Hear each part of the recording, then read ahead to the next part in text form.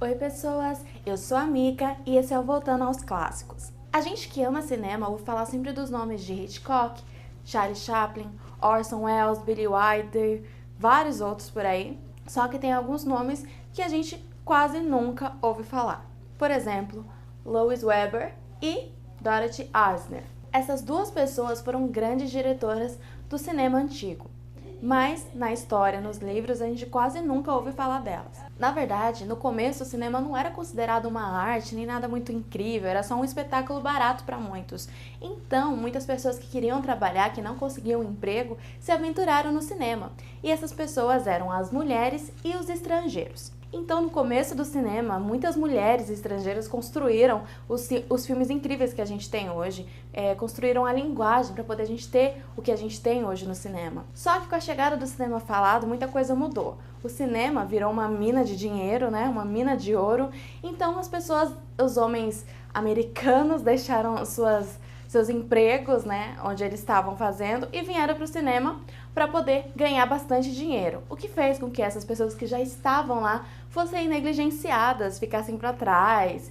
E as mulheres, principalmente, bem escondidas, né? Elas continuaram lá, continuaram fazendo várias coisas incríveis, mas sempre quase invisíveis.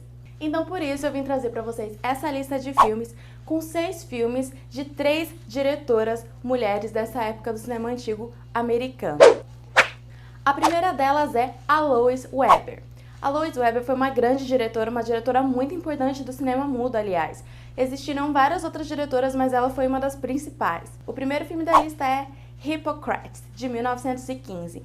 É um filme que traduzido seria Hipócritas, o nome, e o filme fala de uma maneira até um pouco surrealista, como uma metáfora e representação, um pastor querendo trazer a verdade para as pessoas.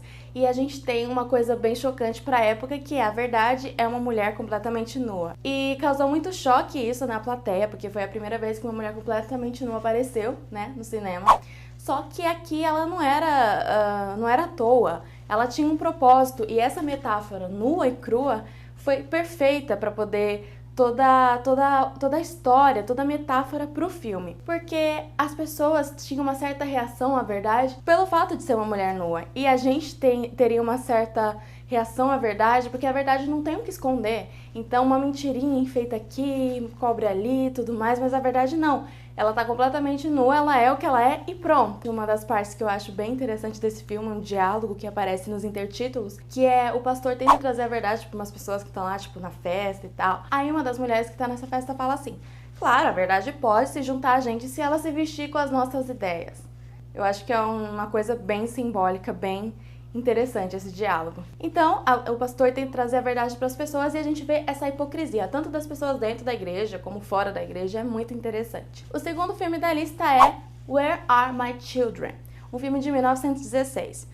Foi um filme bem interessante porque foi feito na época em que estava se falando muito de controle de natalidade, e a Lois quis trazer a opinião dela, o que ela pensa sobre esse assunto. Começa um carinha, ele é um advogado, ele tá lá julgando uma pessoa que tá ali no tribunal por fazer propaganda, veicular propaganda sobre contracepção. Então, ele explica por que é tão importante, por que seria necessário as mulheres usarem anticoncepcional, para evitar que mulheres que ficassem grávidas ou tivessem um filho na pobreza, não podendo cuidar deles direito, ou então ter que fazer o aborto.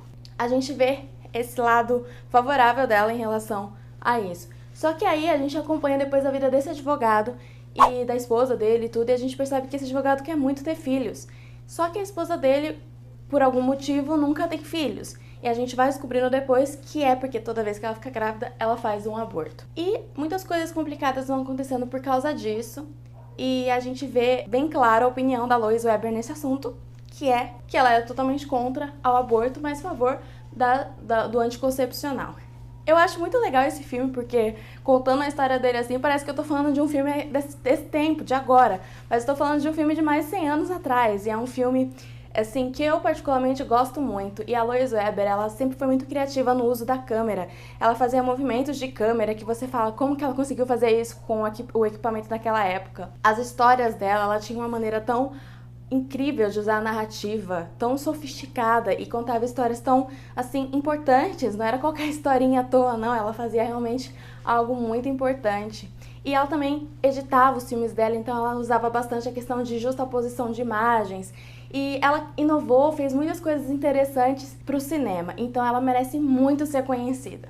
A segunda diretora é a Dorothy Arzner. Ela foi uma diretora muito incrível e muito competente, e ela começou a dirigir no final dos anos 20 e dirigiu até um pouco dos anos 40. Na década de 30, ela era a única diretora feminina, uma mulher dirigindo no meio de todos os homens em Hollywood. Então, ela foi uma pessoa muito incrível que conseguiu se impor nesse meio, ali todos os homens dirigindo, e ela falou, não, eu quero dirigir, e ela conseguiu. Então, o terceiro filme da lista é Quando a Mulher se Opõe, de 1932, que conta a história, né, de uma menina rica que acaba conhecendo um jornalista meio bêbado, só que ela se apaixona por ele e quer se casar com ele, apesar das pessoas serem contra isso, acreditar que ele só tá de olho no dinheiro dela e tudo.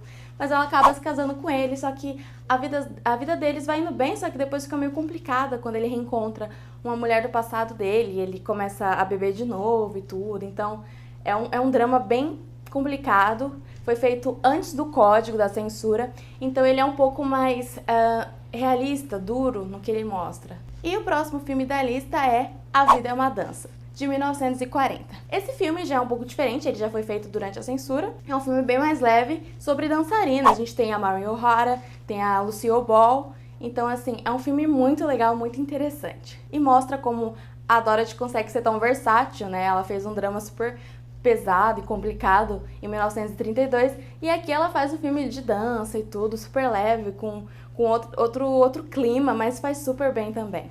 E a terceira diretora que eu quero falar é a Ida Lupino. Como a Dorothy Arzner também, ela foi, na época dela, a única diretora em Hollywood. Ela é mais conhecida como atriz, ela foi uma grande atriz, mas também muita gente se esquece que ela também foi roteirista, produtora e diretora. O quinto filme da lista é O Mundo Odeia-me, de 1953. Não confundir com O Mundo é Ocupado, que também é um filme dela e que eu já falei sobre ele, e eu vou deixar aqui em cima o cartãozinho para você poder assistir. Esse filme conta a história de um caroneiro assassino. Então a gente tem dois caras numa viagem na estrada, e eles acabam dando carona para esse cara, só que tem esse perigo constante, porque eles têm que obedecer ele, aquela coisa toda com a arma na cabeça e tudo.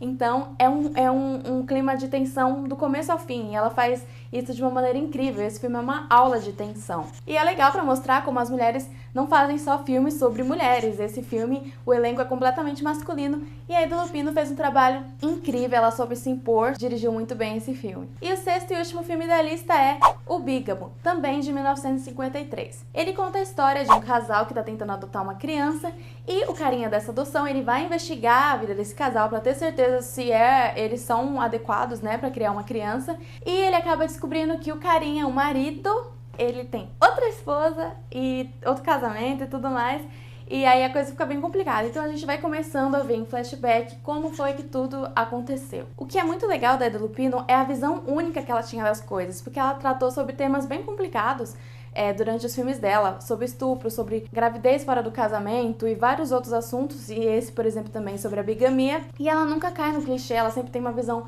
muito humana da história, dos personagens, nunca cai no melodrama, isso é muito incrível. Ela tem sempre uma maneira bem mais realista de mostrar as coisas. Eu vou deixar aqui na descrição um link para você poder assistir o documentário E a Mulher Criou Hollywood, para você entender um pouco mais sobre o papel das mulheres e quantas eram essas mulheres nesse cinema, no comecinho do cinema. Eu espero que vocês tenham gostado, não se esqueça de curtir esse vídeo, compartilhar com seus amigos, se inscrever aqui no canal e comente o que você achou desse vídeo. Você já viu algum desses filmes? Não deixe de comentar. O vencedor do especial Chaplin desse mês é o Festival Calypso, que é um filme onde Charlie Chaplin juntou 3 curtas-metragens. Então eu vou falar sobre ele na semana que vem.